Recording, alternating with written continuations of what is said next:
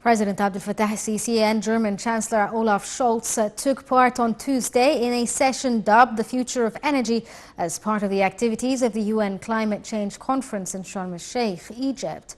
Addressing participants, President el-Sisi said the session tackles an important issue, which is green hydrogen, reviewing green energy production challenges which are facing developing nations, including Egypt. The story.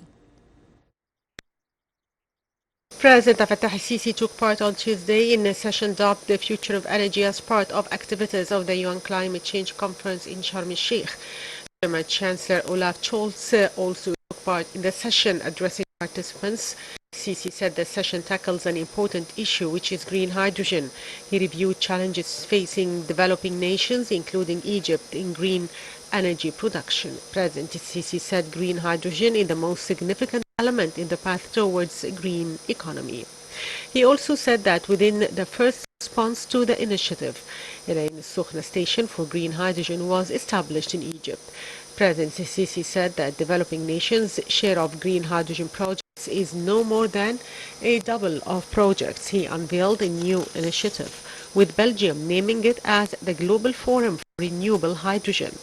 He said the ongoing dialogue must come out with more understanding of the magnitude of the action to counter the negative impact of climate change.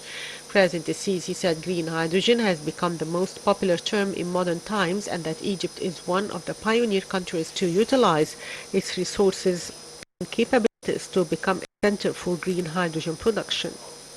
For his part, the German Chancellor said green hydrogen is one of the main aspects to back the industrial economy. He said it is also one of the pillars of energy transmission. Scholz said a local scheme is being adopted to generate electricity from green hydrogen, adding that Germany is cooperating with a number of countries to cement the ability to increase the use of green hydrogen on industrial level. For her part, the EU Commissioner taking part in the session said Russia is one of the largest gas exporters to Europe. The Russia-Ukraine crisis has had an 80% impact on gas supplies to the EU. She said investments are being directed to infrastructure and that linking gas export resources needs joint action. Taking part in the roundtable discussion over the future of energy, Peru's Prime Minister said clean energy production must be accelerated to face climate change. Earlier, President el-Sisi held talks with German Chancellor Olaf Scholz. Presidential spokesman Bassem Radi said that President el-Sisi expressed hopes for expanding cooperation with Germany and called on the country to contribute in the development drive in Egypt. Radi said that the German Chancellor hailed the German-Egyptian ties and expressed appreciation for the Egyptian organization of events. The UN Climate Conference COP27 continued its activities for the third consecutive day in the Red Sea resort of Sharm el-Sheikh on Tuesday. The Climate Action Plan's Cyprus official reviewed the regional scheme for the Middle East Climate Initiative. He said advanced technology provides tremendous solutions to face climate change.